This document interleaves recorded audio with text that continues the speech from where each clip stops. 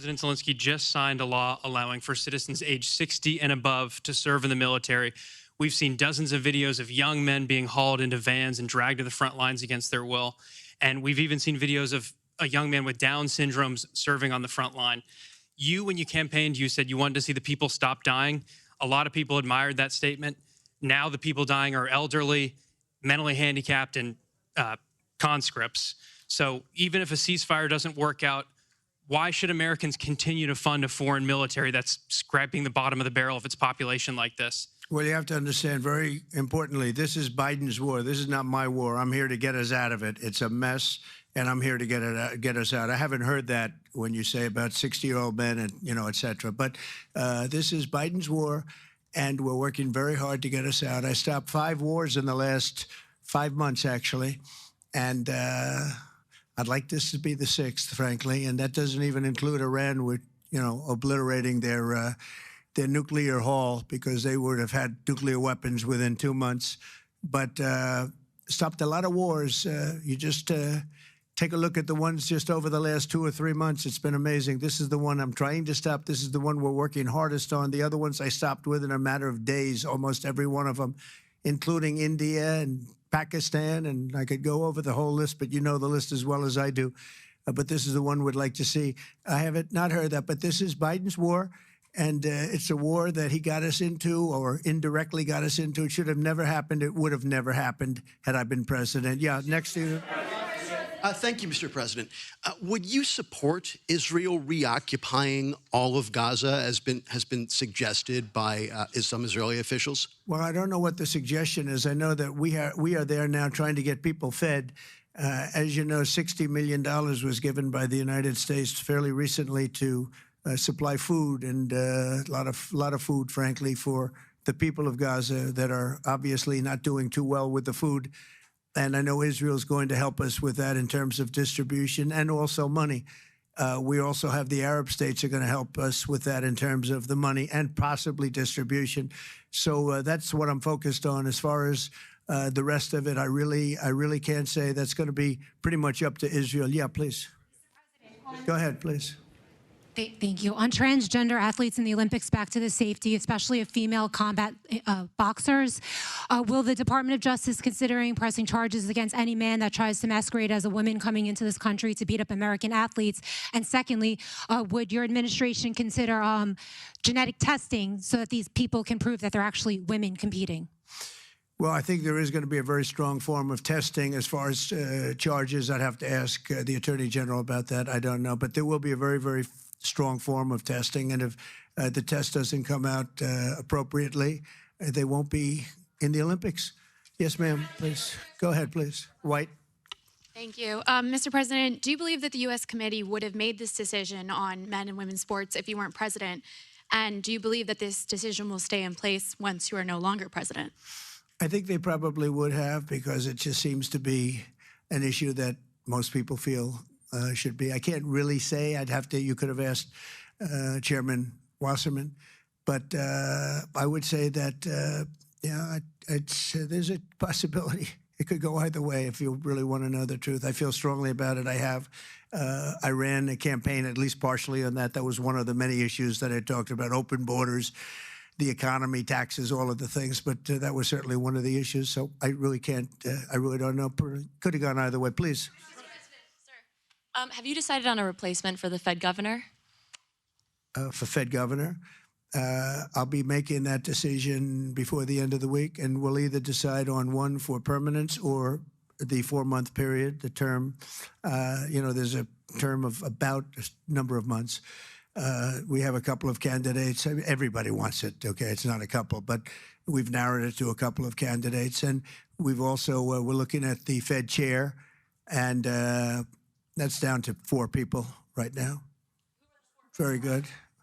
Well, I can tell you, because I've already said there's 2 Kevins and 2 other people, okay?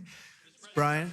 Brian? Thank you, Mr. President. This has to do with the safety aspect of the Olympics. What can you do as a president to ensure that Southern California, the greater Los Angeles area, is safe from any fire danger, that the state clears away brush in state parks, the reason why this last fire happened in Pacific Palisades? What can you ensure for that? Well, as you know, Brian, we have, I've been fighting with them for a long time about allowing the water to come down from the Pacific Northwest, essentially.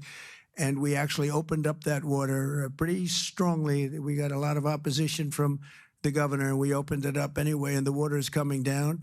That we want it opened further. They have a lot of water. They send it out into the Pacific Ocean in order to protect the smelt. It's a little tiny fish that's not doing very well, especially when they don't have water. They really do badly, okay? But it's a fish, environmentally protected, even though it's in many other areas.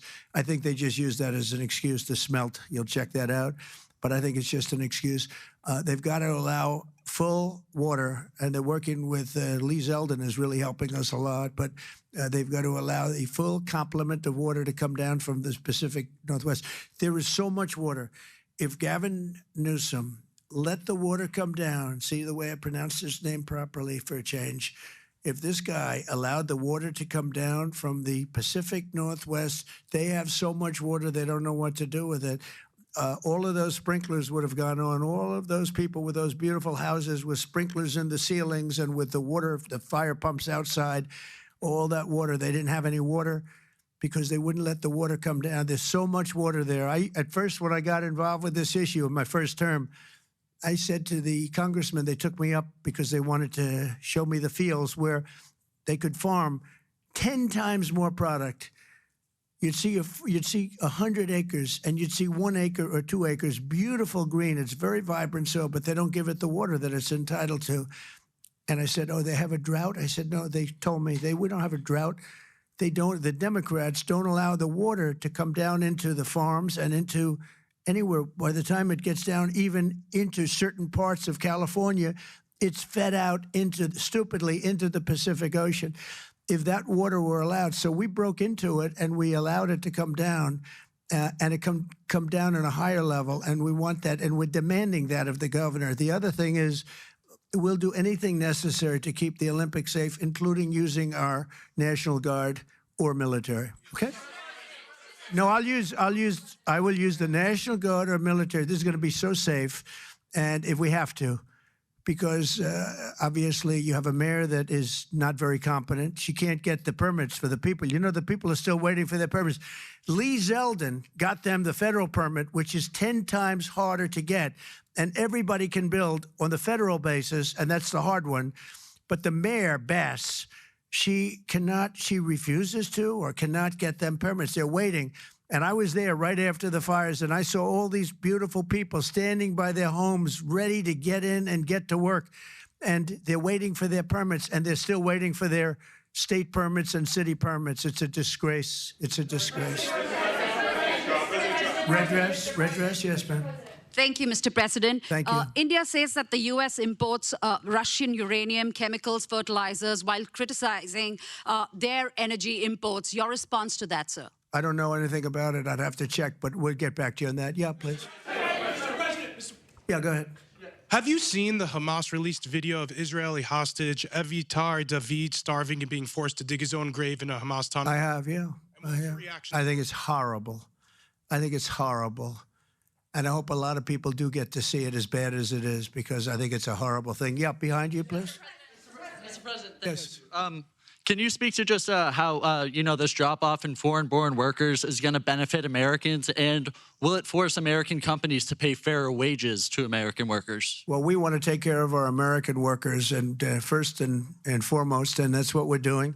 We also want to help our farmers, because our farmers are producing like never before. We have to help them.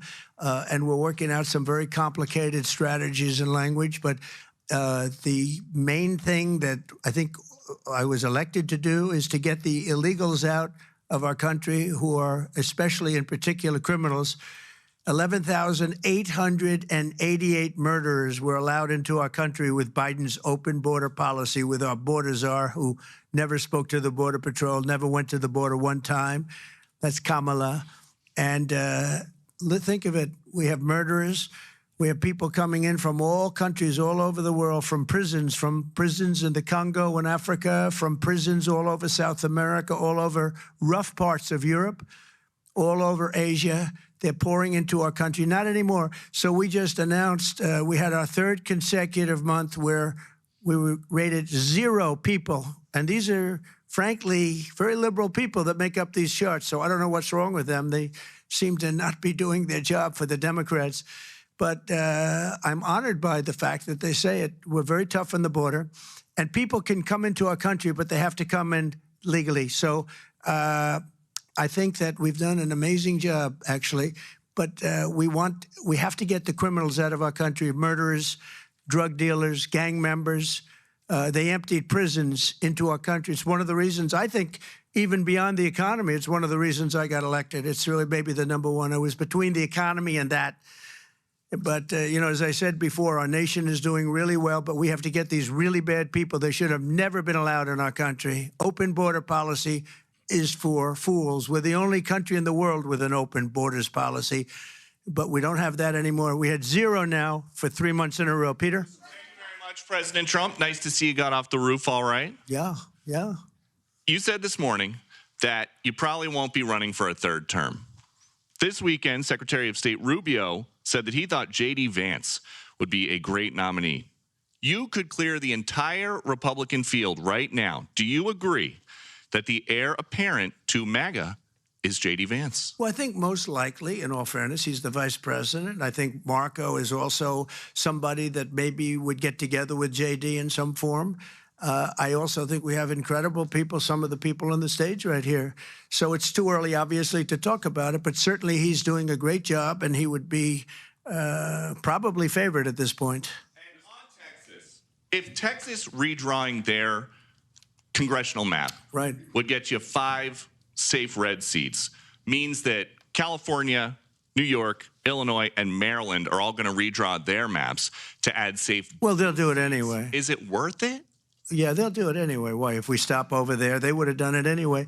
Look, a lot of these states, you know, I watched this morning as Democrats are complaining, and they're complaining from states where they've done it, like in Illinois, like in Massachusetts. I watched this lunatic, Pocahontas. She's a total lunatic. I don't know what she's on. She's all jumping up and down like I've never seen anything like it, talking about supporting the communist mayor.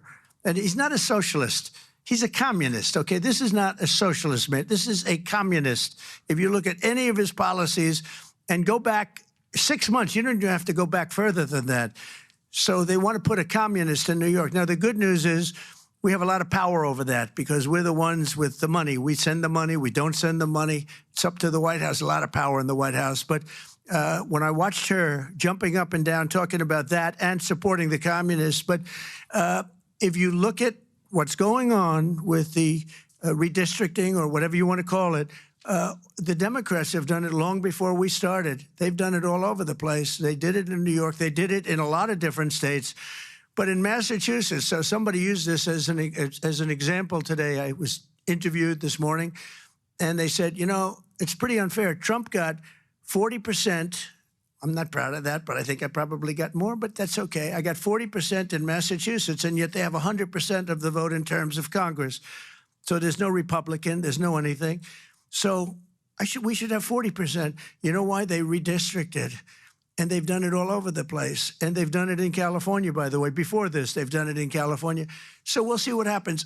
We have a wonderful governor in Texas. He feels strongly about it. It's going to be up to him. I think there's tremendous support for it. And, you know, we've watched the Democrats destroy our country in 4 years. They've destroyed between their open borders that we talked about, transgender for everybody, all of the horrible things that they've done, high taxes, horrible medical provision for people. We've watched them destroy our country for 4 years, and people don't want that. And people in Texas, as you saw, I got the highest vote in the history of Texas. I love Texas. Texas likes me, obviously. But I got the highest vote, and that was checked out on the show. Did you see that, where they checked it out? They said he actually did get the highest vote in the history of Texas, which disappointed them. They were very disappointed to hear that. But Texas is a place that's done very well with a free enterprise kind of an attitude, with the exact opposite of what's happening in New York with a communist mayor. And they know what they're doing, and they're doing the right thing. Yeah. Two questions for you. Mr. President, thank you. Texas Senator John Cornyn is asking for your help to force Democrats back to the state and hold them accountable. Do you want the federal government and the FBI to help locate and arrest these Texas Democrats who have left the state? Well, I think they've abandoned the state. Nobody's seen anything like it, even though they've done it twice before.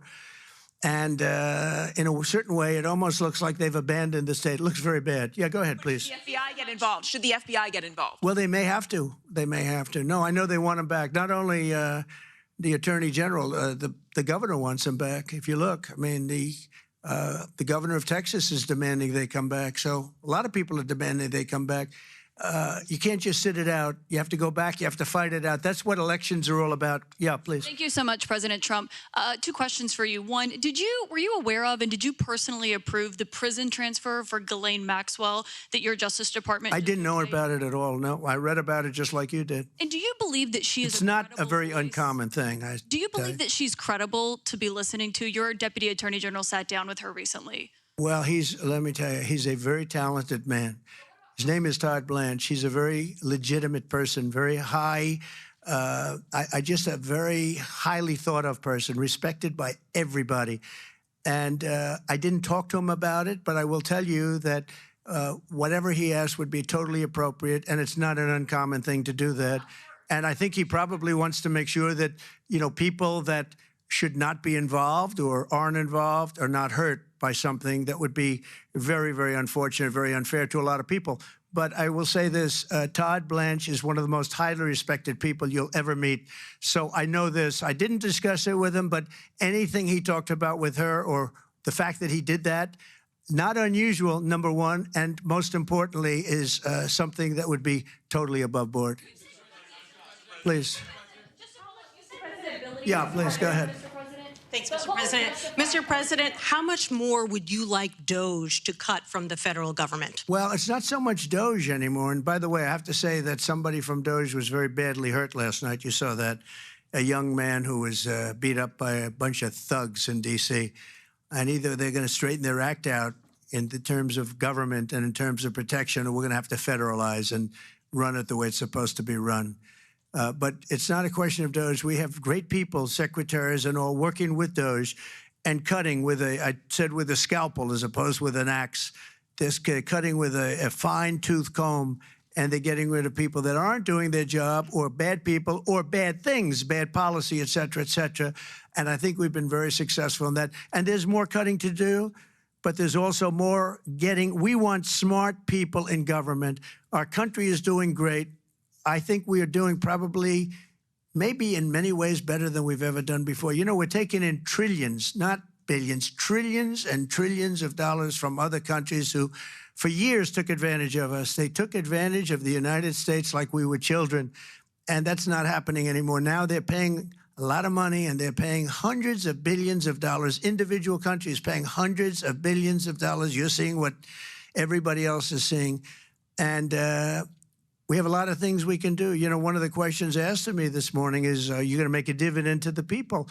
And the purpose of what I'm doing is primarily to pay down debt, which will happen in very large quantity. But I think there's also a possibility that we're taking in so much money that we may very well make a dividend to the people of America. Thank you all very much.